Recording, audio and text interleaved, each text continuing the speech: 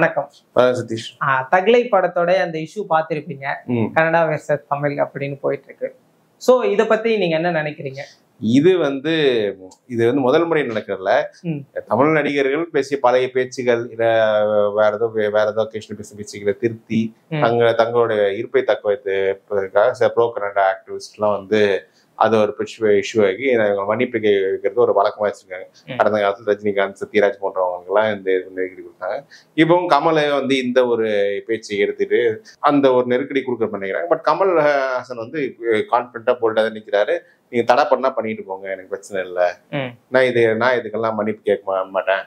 ஏன்னா அது கர்நாடகால தான், கர்நாடகா மார்க்கெட்ன்றது ஒரு சின்ன மார்க்கெட் தான். நிச்சயமா அது கமல் அவர்களை பொறுத்த வரைக்கும் ஒரு 5 to 10 crore அவ்வளவு கர்நாடகா மார்க்கெட்ன்றது. இதுல வந்து என்ன, பெங்களூரை தவிர பெருசா கர்நாடகால வந்து தமிழ் படங்கள் பெருசா ஓட மாதிரி இல்லை, கன்னட படமே பெருசா ஓடாது. அப்படி இருக்கும்போது நீங்க வந்து தடை பண்ணா பண்ணிட்டு போங்க, நான் என்னால மன்னிப்பு கேட்க முடியும் கான்பிடன்ட் நிக்கிறது வந்து நிஜமாலே பாராட்ட வேண்டிய விஷயம் தான். இதையெல்லாம் இருக்க தென்னிந்திய நடிகர் சங்கம் வந்து சொல்லியிருக்காங்க, கமல் வந்து ஒரு பேன் இண்டியன் ஆக்டரா இருக்கும்போது அவர் மீது இருக்கக்கூடிய இந்த பிம்பத்தை வந்து ஒடுக்கணும்ன்றதுக்காக பிஜேபி செய்யக்கூடிய வேலைகளாகவும் நிச்சயமா அப்படிதான் தெரியுது. என்னன்னா இப்ப இந்த இயர் ஸ்டார்டிங்ல இந்த டீலிமிட்டேஷன் இஷ்யூல முதலமைச்சர் ஸ்டாலின் வந்து கர்நாடகா, தெலுங்கானா, கேரளா போன்ற மாநிலங்கள் எல்லாமே ஒருங்கிணைச்சு, தென்னிந்திய மாநிலம் ஒருங்கிணைச்சு ஒரு இங்க மீட்டிங் நடத்தியிருந்தாரு. இது டீலிமிட்டேஷனுக்கு எதிராக நம்ம உறுதியா குரல் கொடுக்கணும் அப்படின்னு ஒரு ஸ்டாண்ட் எடுத்திருந்தாரு. ஆனா டீலிமிட்டேஷனுக்கு எதிராக நம்ம ஒரு உறுதியான ஒரு ஸ்டாண்ட் எடுக்கணும், ஒற்றுமையான இருக்கணும் அப்படின்ற ஒரு நிலைப்பாடு எடுத்தாரு. அந்த ஒற்றுமையை உடைக்கிறதுக்கு தான் கர்நாடகாவில் அப்பத்துல பல சக்திகள் வேலை செஞ்சது. அவங்க இந்த இஷ்யூவை எடுத்து பெரிதப்படுத்துறாங்க. இதுல வந்து என்ன நீங்க பாத்தீங்கன்னா, அந்த பேச்சு முழுசா பேசினாலே அதுல வந்து கமல் மேல எந்த தப்பு இல்லைன்னு தெரியும். அவர் வந்து கன்னடத்தின் சூப்பர் ஸ்டார் திரு ராஜ்குமார் அவர்கள், அந்த குடும்பம் தன் மீது எவ்வளவு அன்பாக பாசமாக இருந்தது. சிவராஜ்குமார் அப்ப இருக்கும்போது அவரை வந்து அந்த பாசத்தை வெளிப்படுத்தும் போது எங்கள் மொழியில வந்து உங்கள் மொழி அப்படின்னு ஒரு கேஷுவலா லைன் சொன்னாரு. இதுக்கு நீங்க வந்து நீங்க ஒத்துக்கிறேன்னா அதே மாதிரி கேஷுவலா வந்து கமல் சொல்ற தப்பு கன்னட மொழியும் தமிழ் மொழியில் வந்து இல்லை, நாங்க எங்க சுயம் நாங்க முடிச்ச வந்த மொழி அப்படின்னு அவங்க சொல்லலாம்.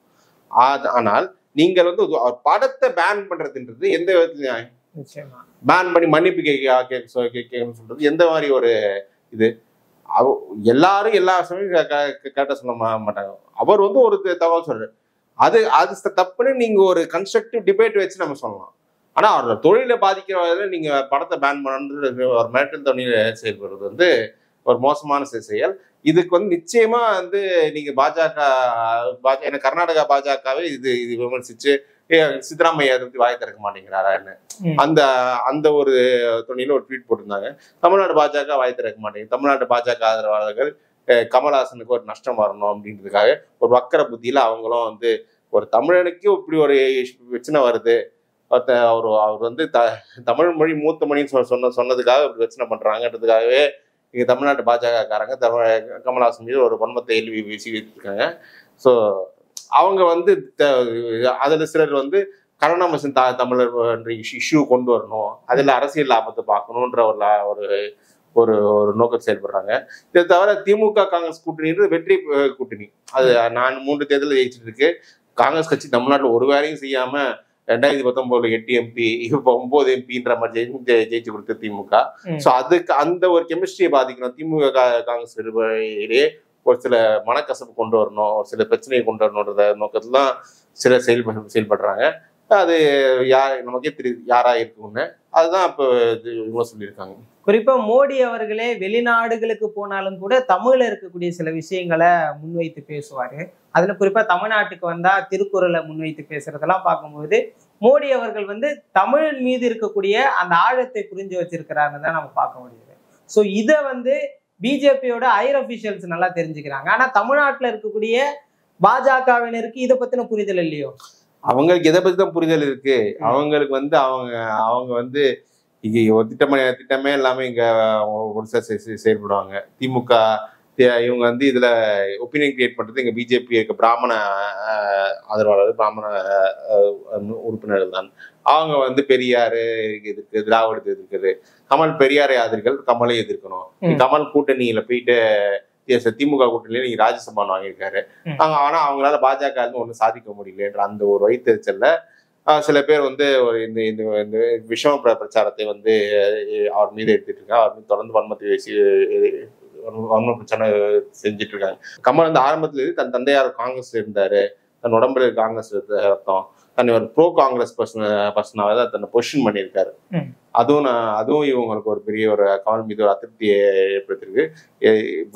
சில எலிட் பிராமணர்கள் கமல் பின்னாடி வாக்களிச்சது வந்து அவங்க பாஜக பெருசு பிடிக்கல. நீங்க வந்து எங்களை போட்டு போனோம், அங்க அவர் போட்டு போடுறீங்கன்னு அவங்க வந்து பாசிட்டிவா கமல் பின்னாடி தந்துருக்காங்க. பெரியார் இஷ்யூவை எடுத்துக்காம கமல் ஒரு மாற்றத்தை கொடுப்பாரு, கமல் பின்னாடி ப்ரோ கமலா போயிருக்காங்க. பட் அதையும் இவங்க வந்து அது விரும்பாம தான் அவர் மீது ஒரு விஷம பிரச்சாரத்தை செஞ்சுட்டு இருக்காங்க.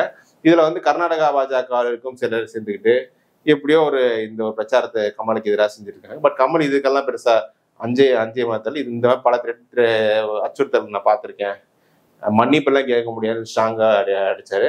அதிலே கமலோட ஸ்டேச்சர் நல்லா உயர்ந்திருக்கு. அப்ப தமிழகத்துல பாஜக வாக்கை பிரிப்பதற்கான சக்தியா கமல் இருக்கிறாருன்னு இருந்தாரு. இன்னைக்கு வந்து பல இடங்கள்ல பாஜக வர வேண்டிய பிராமண வாக்குகள் கமல்ஹாசன் வந்து அவரை வாங்கிட்டாரு. அவங்களுக்கு என்னது, நம்ம திமுக என்ன எடப்பாடிக்கு ஓட்டு போகணும், ஸ்டாலினுக்கு ஓட்டு போகணும், நான் வந்து ஒரு பிராமணர் ஒருத்தர் முதலமைச்சர் நினைக்கிறாரு, இவரோட அரசியல் சக்தியா வராருன்றது அவங்க முன்னாடி பாசிட்டிவ் தான் இருக்காங்க. ஓகே, அதனாலதான் முழுமையா கமல் வந்து ஒரு ஃபோர்ஸா வளர்ந்ததாவே பார்க்க முடியுது ஆரம்பத்துல. ஆமா, அதனால வளர்ந்திருக்காரு. பட் அவருக்கு வந்து ஒரு வேற செக்ஷன்ஸ்ல அங்கீகாரம் கிடைக்கல. சரி, ஏஜ் ஒரு ஃபேக்டரு, இதெல்லாம் இருந்தாலும் சரி ஓகே, இப்ப கிடைச்ச ஒரு அங்கீகாரமே போதுமானது, அரசியல் வந்ததுக்கு ஏதோ ஒரு பதவி பார்த்துக்கணும் அப்படின்ற அந்த ஸ்டாண்ட் தான் அவருக்கு. அதுலயும் ஆர்டிஸ்ட் இருக்கு. இப்போ அவர் இந்த கிடைச்ச நேரத்துல இந்த பிரச்சனையை எடுத்து நீங்க பண்றது இது வந்து ஒரு சாதாரணமா கடந்து போக வேண்டிய விஷயம் தான். இதுல வந்து இவ்வளோ படத்தை பேன் பண்ணுன்னு சொல்றது இது ஒரு மோசமான செயல். இதுக்கு வந்து நிச்சயமா கமல் எடுத்த ஸ்டாண்ட் வந்து பாராட்ட வேண்டிய ஸ்டேஷன். ஏன்னா கமல் இன்னைக்கு அது மன்னிப்பு கேட்டான்னு வச்சுக்கோங்க, அன்னைக்கு ஃபர்ஸ்ட் ரஜினி கேட்டதால அடுத்து சத்யராஜ் கிட்ட வந்தாங்க. சத்யராஜ் கிட்ட கேட்டதுலாம் அநியாயமான விஷயம். 2008 அவர் பேசிய பேச்சுக்கு 2017 பாகுபலி 2, அது பாகுபலி 1 அப்போ யாரும் கேட்கல, பாகுபலி 2 அப்போ வந்து கேட்கறாங்கன்னா அப்பன்னா எவ்வளோ ஒரு நீங்க வந்து அவங்க இந்த ஒரு இஷ்யூல தமிழர் காரணம் பண்ணணும், நம்ம படத்தை வச்சு மாட்டினா மன்னிப்பு கேட்டுருவாங்க அப்படின்ற ஒரு தொழில் நீங்க செஞ்சிருக்கீங்க. அது கமல் பயப்படாம நான் நீங்க என்ன பண்ணீங்க, தடை செஞ்சுட்டு போங்க, என் படத்தை நான் பார்த்துக்கன்னு சொல்லிட்டு போல்ட் அடிக்கிறது வந்து பாராட்ட வேண்டிய விஷயம். நிச்சயமா. இதோட ஒட்டி கமலுடைய இதை வந்து வளர்ச்சியா பாக்குறீங்களா மக்கள் நீதி மையத்தை, இல்ல வந்து இல்ல அவர் அவ்வளவுதான் முடிஞ்சது அந்த மாதிரி? அது அவ்வளவுதான் முடிஞ்சது, மக்கள் நீதி மையம் தான். மேபி சட்டமன்ற தேர்தலில் எப்படி ஒரு 2-3 சீட்டு வாங்கலாம் திமுக அணியில, அவங்க அவர் எப்படி கேட்கறான்னு பொறுத்து இருக்கு. பட் கமல் அரசியல் வந்தது மக்கள் நீதி மையம் கமலுக்காக தொடங்கப்பட்ட கட்சி. கமல் அவர் வந்ததுக்காக ஒரு பதவி பார்த்துட்டாரு. அவர் ஓட்டு கூட திமுக டிரான்ஸ்பர் ஆச்சா அப்படின்னு தெரியல, என்னை பொறுத்த வரைக்கும் ஆகலை. ஆனாலும் ஸ்டாலின் வந்து கொடுத்த வாக்கை காப்பாற்றுவதற்காக ராஜ்யசபாக கொடுத்துட்டாரு. இதுவே அவருக்கு அச்சீவ்மெண்ட். இதுக்கப்புறம் அவர் வந்து அவர் கம்பெனி இப்ப நல்ல அமரன் ஓடி இருக்கு, இப்ப தக்லீஃப் ஓடி இருக்கு, ராஜ்குமார் ஃபிலிம்ஸ் நல்லா ஓடிட்டு இருக்கிறதால அங்க கூடுதலா இன்னும் சில படங்கள் அந்த ஒரு லைன்ல போயிடுவாருன்னு நான் நினைக்கிறேன். நிச்சயமா. இதெல்லாம் பார்க்கும்போது கமல் அவர்கள் வந்து இந்த நடிகர்கள்லாம் வருவாங்க, பெரிய அளவுல வெற்றியை பெற முடியாதுன்றப்போ ஸ்ட்ராட்டஜியா சில விஷயங்களை மூவ் பண்ணி ஜெயிச்சுட்டாரோ அப்படின்னு தானே பார்க்கணும். இல்ல, சில சூழல்ல அவருக்கு கை கூடி வந்திருக்கு. இல்ல, அவர் எடுத்த நிறைய ராங் ஸ்ட்ராட்டஜி எடுத்தார். அவர் வந்து எடுத்த உடனே பார்லிமெண்ட் எலெக்ஷன் கண்டெஸ்ட் பண்ணாம சட்டமன்ற தேர்தல் கண்டெஸ்ட் பண்ணிடணும். ஆனா பார்லிமெண்ட் எலெக்ஷன்ல அவருக்கு இஷ்யூ இல்லாத எலெக்ஷன்ல போய் அவர் பெருசா பிரச்சாரம் பண்ணாமலே 4% வந்திருக்கு. இதே ஒரு சட்டமன்ற தேர்தல் ஃபர்ஸ்ட் வந்திருந்தாலும் அவர் 6-7% வந்திருக்கும். ஆனா 4% தான் இவர் பலம்னு புரிஞ்சப்ப சட்டமன்ற தேர்தல் வரும்போது அது வந்து 4-2 ஆச்சு. பிளஸ் இவரும் வந்து கோயம்புத்தூர் சவுத்தையே சுத்திட்டு வந்திருந்தாரு, மற்ற தொகுதியில போக்கஸ் பண்ணாத இவர் அங்க எம்எல்ஏ தான் வேலை செஞ்சுட்டு இருக்காரு. ஸோ அதே ராங் ஸ்ட்ராட்டஜி இருந்ததால அங்க பலவீனம் ஆயிடுச்சு. அதுக்கப்புறம் கட்சி இருந்த பல நிர்வாகிகள் வெளில போனதால அந்த கட்சிக்கு அப்புறம் என்ன இருக்கு, ஸோ அந்த 2.5% ஓட்டை வந்து எஃபெக்டிவா காமிச்சு ஒரு சீட்டு வாங்கிட்டாரு. இவ்வளவுதான் இந்த இதை பண்ண முடியும். இது தாண்டி நீங்க வந்து என்ன, இப்ப சீமான் போன்றவங்க எல்லாம் 50 வயசுல வந்து அவங்க உழைச்சிட்டு இருக்காங்க, அவங்க ஏஜ் இருக்கு. இப்ப இவர் ஏஜ் இல்லாத வந்து சிக்கல்ல குறிப்பா அந்த கர்நாடகாவில இந்த பிரச்சனை இன்னும் நீளுமா இல்ல ஏதாவது? இல்ல, அவங்க வந்து யாரோ ஒருத்தர் வந்து அவங்க கிட்ட சொல்லணும், நீங்க நடத்துற போராட்டத்துக்கு நியாயம் இருக்கான்னு. ஏன்னா இன்னைக்கு ஒரு கர்நாடகாவை சேர்ந்து ஒரு ஆராய்ச்சியாளர் அவர் என்ன சொல்றாரு, சமஸ்கிருதத்துல இருந்தா கன்னடமும் தமிழ் வந்திருக்கு அப்படின்னு சொல்றாரு. அப்ப சமஸ்கிருதம் என்ன வந்தது, கன்னடம் வந்ததுன்னு கர்நாடகா எடுத்து ஒரு வார்த்தை சொல்லியிருக்காரு. அவர் வீட்டை போய் நீங்க முற்று போராட்டம் பண்ணல, அவர் மீது எந்த ஒரு கண்டனமும் தெரிவிக்கல. ஆனால் நீங்க கமல் ஹாசன் நடிகனை வந்து நீங்க டார்கெட் பண்றது மூலியமாக நீங்க கன்னட தமிழன்ற ஒரு பிரச்சனையை வந்து நீங்க உள்ளுக்குள்ளே இருக்கிற பிரச்சனை மீண்டும் உயிர்ப்பிக்கிறீங்க. இதனால அந்த டீலிமிட்டேஷன் போன்ற ஒரு பிரச்சனைகள்ல அந்த 2 மாநில ஒற்றுமையை வந்து நீங்க சீர்குலைக்கணும்னு நினைக்கிறீங்க. உங்களுக்கு வந்து கன்னட மீது பற்றோ அதெல்லாம் ஒண்ணும் கிடையாது. உண்மையான கன்னட பற்றாளர்கள் வந்து நீங்க இல்லைன்னு மறுக்கலாம். உண்மை நீங்க வந்து கமல் சொன்ன மாதிரி மூத்த தமிழ் வந்தது கிடையாது கன்னடம் சொன்னா, நீங்க ஒரு போல்டா ஒரு ஸ்டேட்மெண்ட், ஒரு இவ்வளவு மீடியா சேனல் அங்க மீடியா சேனல்ஸ் இருக்காங்க சொல்லலாம். அது உங்க கருத்து சொல்லிட்டு போலாம். கமலஹாசன் மன்னிப்பு கேட்கணும்னு சொல்றதுக்கு உங்க என்ன ஒரு இருக்கு? அவர் சொன்ன தப்புன்னு டேட்டாவோட ரிசர்ச்சா கமல் சொன்ன தப்புன்னு மக்கள் புரிஞ்சுப்பாங்க.